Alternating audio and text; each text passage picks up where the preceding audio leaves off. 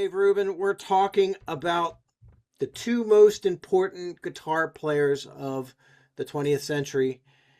And here is the weird and neat thing. Both of those two players had the same guitar teacher. The fact that they had guitar teachers was amazing to me That because is. most people didn't have guitar teachers. No. But these two guys, uh, one was Aaron T-Bone Walker and one was Charlie Christian.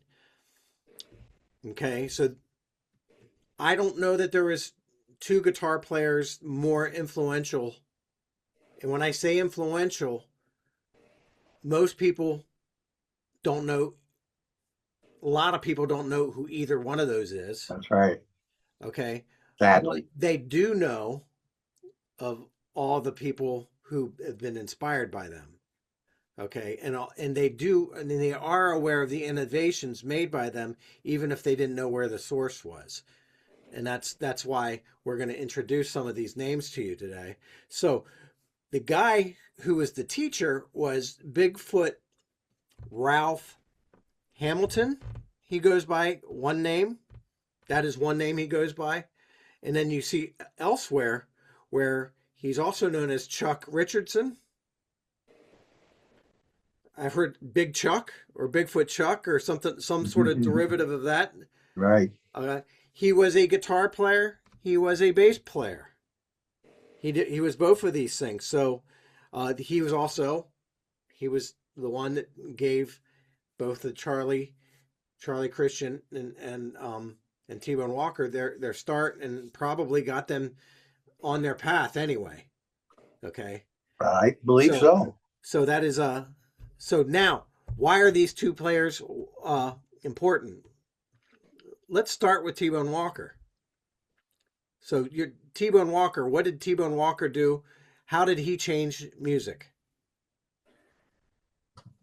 Well, he's not the first to play the electric guitar, and maybe we should make a distinction here. We are talking about the electric guitar players, Right?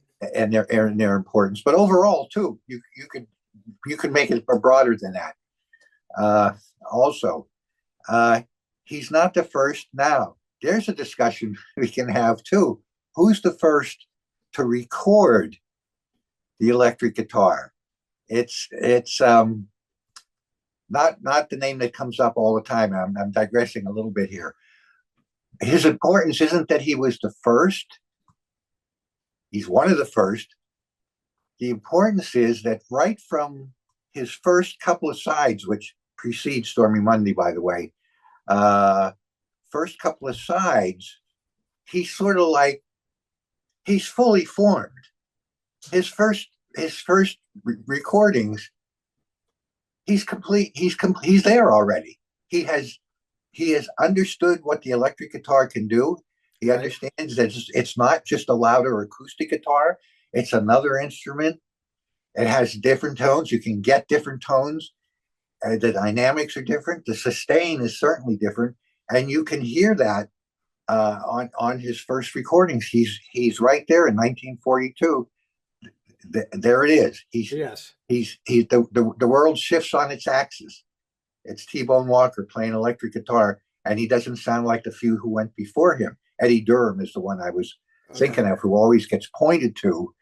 And I don't want to belittle Eddie Durham because he was great too. He might be the kind of like the Phil Upchurch of the electric guitar, like what we were talking about the swivel. Though Eddie Durham was first, T-Bone Walker inspired many. And most people, So just because you were the first doesn't mean you're the most influential. No, he wasn't the most influential. I mean, he was great in his own way. And part of that is timing and showmanship and all that kind of stuff. Yeah, I don't think when you hear his recordings, he's not quite getting the whole picture of what the instrument can do.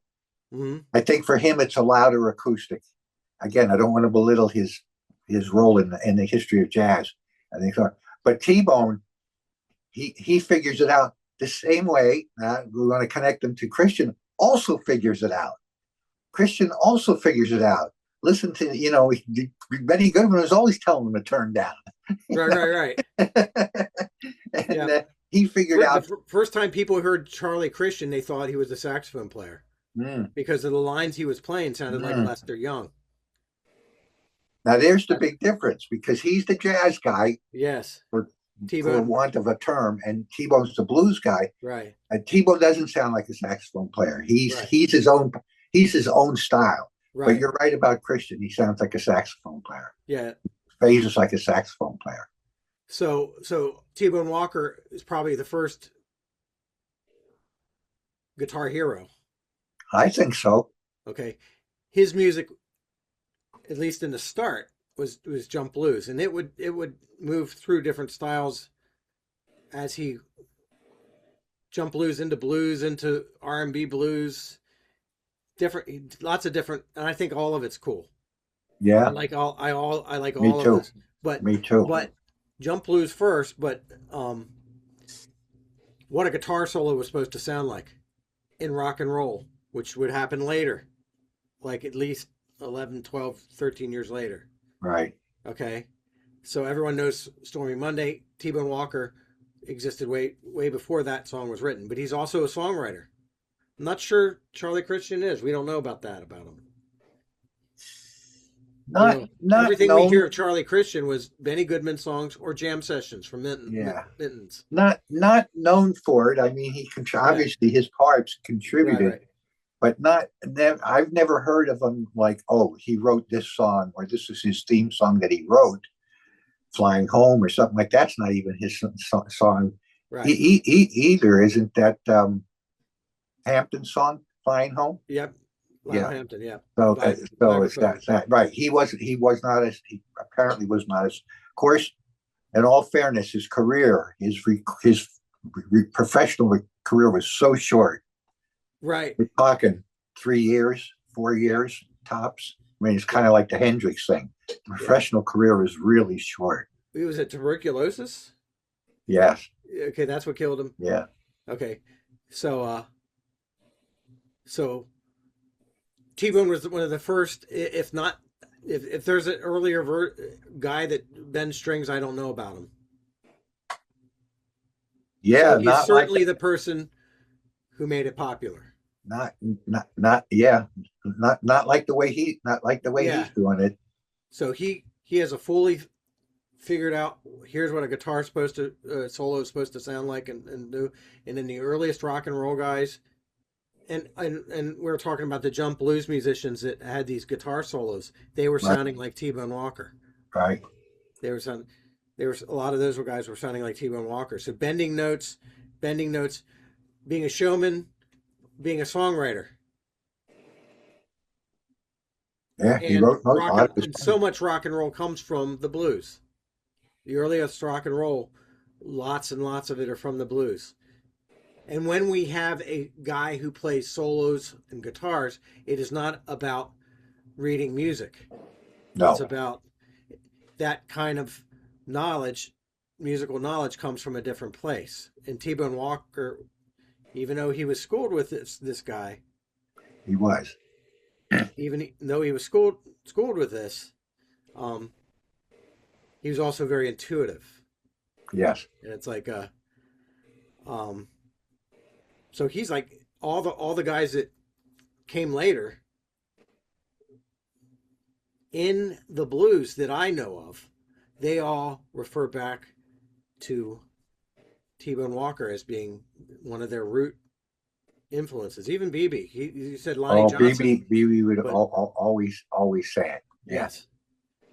So now here's the big question: T-Bone Walker comes from Texas, and it was like Dallas, Texas, the Deep Ellum district of Dallas, Texas. Right. Okay.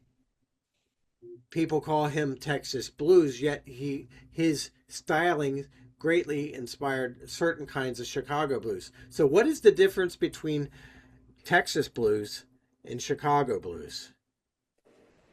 Well, simply a little simplified is more of a delta, definitely a delta feel. I mean, it's kind of, you could say, it's just a saying. Muddy brought the Delta blues up north, right, and it got electrified. Um, then going back through Robert Johnson, who we've mentioned, and we'll talk about at some point.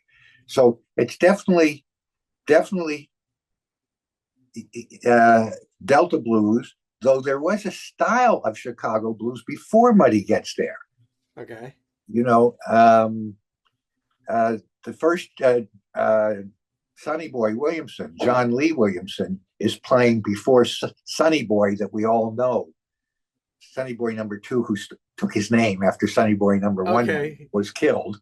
Okay. Guys like him were playing in the 30s and the 40s, and they were jazzier. That was a jazzier style. Same as a great harmonica player. And Memphis Minnie and her husband, Kansas City Joe, they came up from the South and went to Chicago. They're playing in the 30s and the 40s. It's country, it's Mississippi blues, but it's not like what Muddy plays. It's not as raw. It's kind of paying some attention to the jazz that's going on in Chicago at the time. So you have that before Muddy gets there. Muddy changes it. Muddy brings the raw, driving Delta blues to Chicago, and with not much influence from the Texas, although Muddy's first recordings sound a little bit like T-Bone. The cross pollination here is, we're trying to make it understandable by giving things categories. Right. But Muddy's first couple recordings, before he does Rolling Stone and I Can't Be Satisfied, he sounds like T-Bone a little bit. He actually could play that way. Okay. Because Chess Records, they thought that's what people wanted to hear. Muddy had not changed the style of music. Muddy changes the style of blues. Right.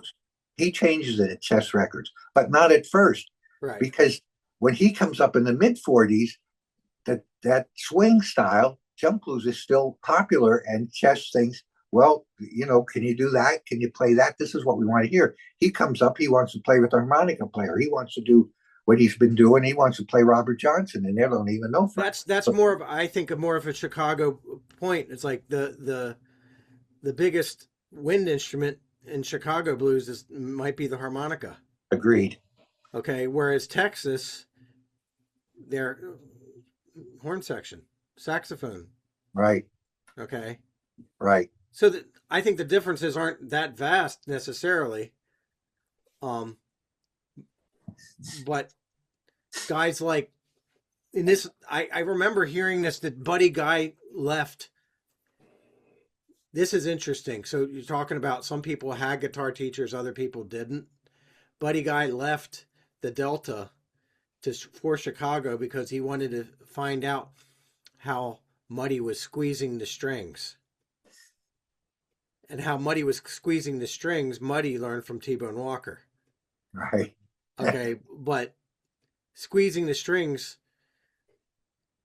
of course, my generation calls it bending. Yes, mine too. Okay. Well, yeah, but I've had, though. Huh? I like squeezing though. Yeah. I like the term. Yeah, and then I had a student 35 years ago. One of my first students said we used to call this choking a string. That too. Yes. So we have squeezing strings, we have choking strings, we have bending strings. They're two really violent ways of. They are violent words, yes. Right. So whereas we learn how to do what we learn how to do by going onto YouTube, or we learn how to do whatever. He had to travel thousand miles. Good point. When it was hard to travel 1,000 miles. Yeah. To find out how he did it, and he wanted to study. When I say study, meaning Muddy Waters took guys like Buddy Guy under the. Muddy Waters was like a father figure in Chicago. He was. Buddy has always said that. Mm-hmm. Yeah. Could the same be true? I don't know that the same could be true with Howlin' Wolf. And Howlin' Wolf, is he Chicago? Yes. Or is he Memphis? Well, his first recordings were in Memphis. Huh? He's making his recordings in Memphis, and he's making his recordings at Sun Records Yeah. And son, Sam Phillips, is leasing or sending or selling the records to Chess. He sends them up to Chess, and Chess is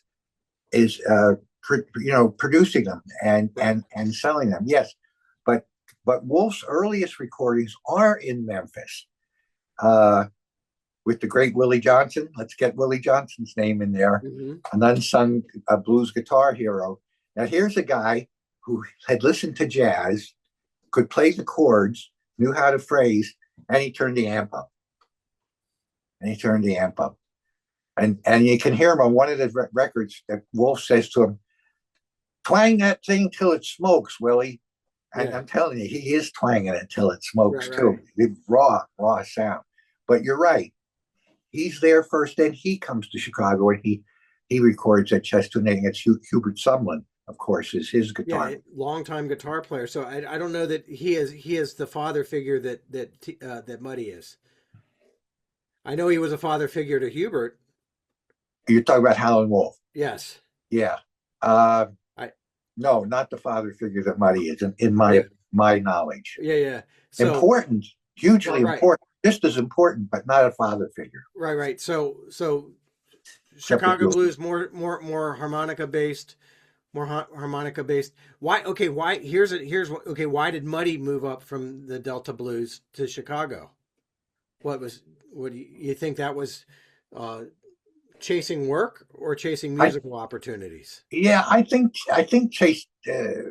Well, you mean work outside of music? Yeah. Like a lot of black Yeah. people were going to the cities Yeah. from the South because the jobs were there in World War II Was he years and trying to be a blues thereafter. star, or was he just trying to I have a think better he way of I life? think he was going to be a blues. I think he wanted to be a blues star. I think Okay. he knew people were going there. He knew Hmm. music was being recorded there, and he heard it. And he wasn't going anywhere in Clarksdale. That's for sure. Yeah.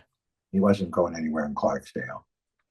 So he moves to Chicago, still probably acoustic guitar in hand, and then he figures out pretty quickly that he was as a performer, maybe even a busker, like Yeah, maybe. yeah, maybe even a busker. That Maybe. his acoustic Well, guitar, Maxwell Street. That was their busking, was Maxwell Street. That's right, what it all played. They plugged in the chords from the apartments, and right. yeah, they all played. Little Walter. There's somebody to talk about too. We're talking about guitar players, but we should talk about Little Walter. Yeah, Okay, so, what you're saying there. Yeah, okay, so and then it wasn't loud enough because the city's louder than the country. And right, it's like to get people's attention in the city, he needed an amp. He converted over to the amplifier, so his style changed because of the environment that he was in, the right. change of the environment. So so how do guys like Elmore James figure in on this?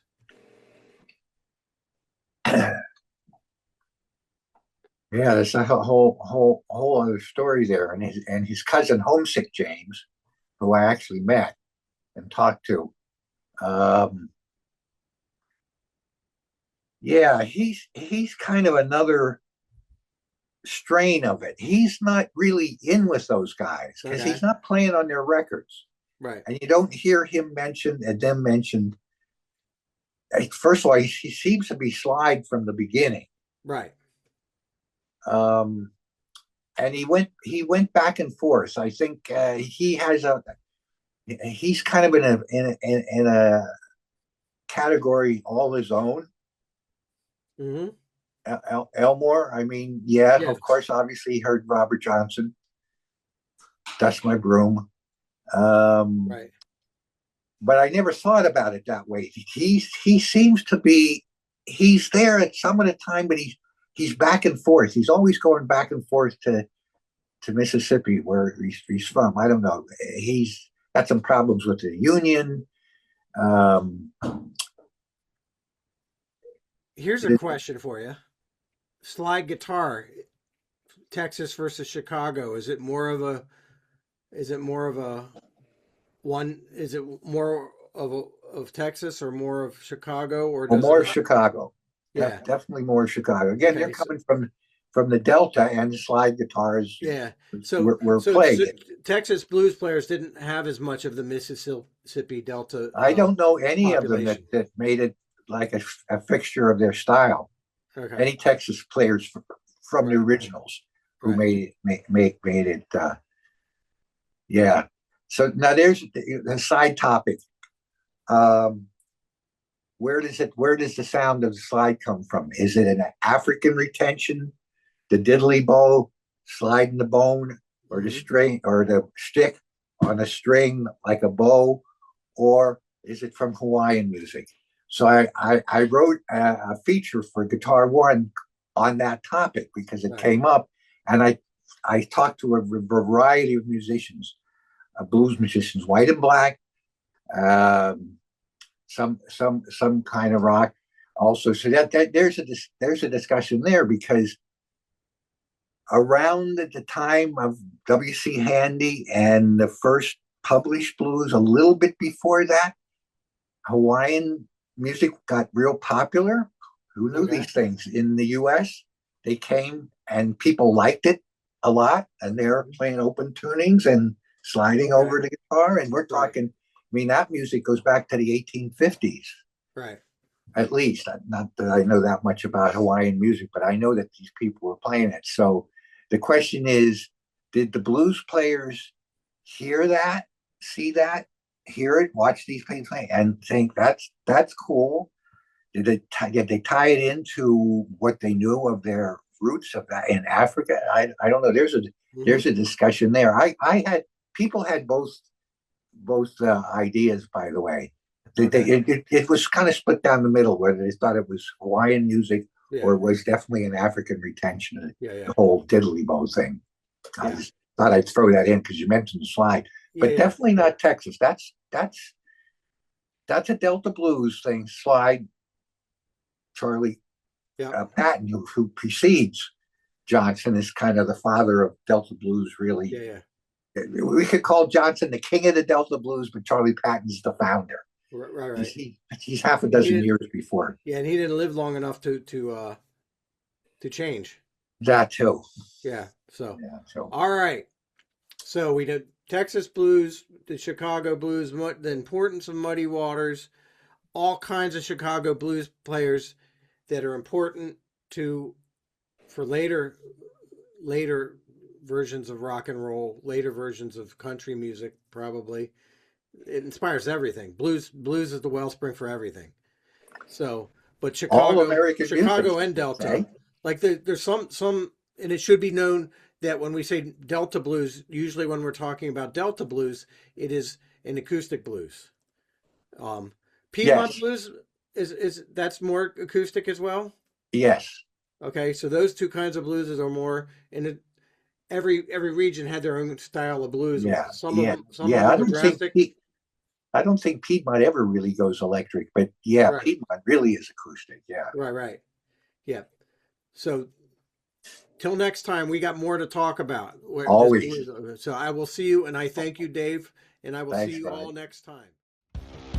Hi, this is Rod from Boomer Guitar Sessions. I personally wanted to thank you for being part of our community. If you like what we're doing here and you want to see more of it, please hit the like, subscribe, and share. And this helps me spread my musical messages to all over the world.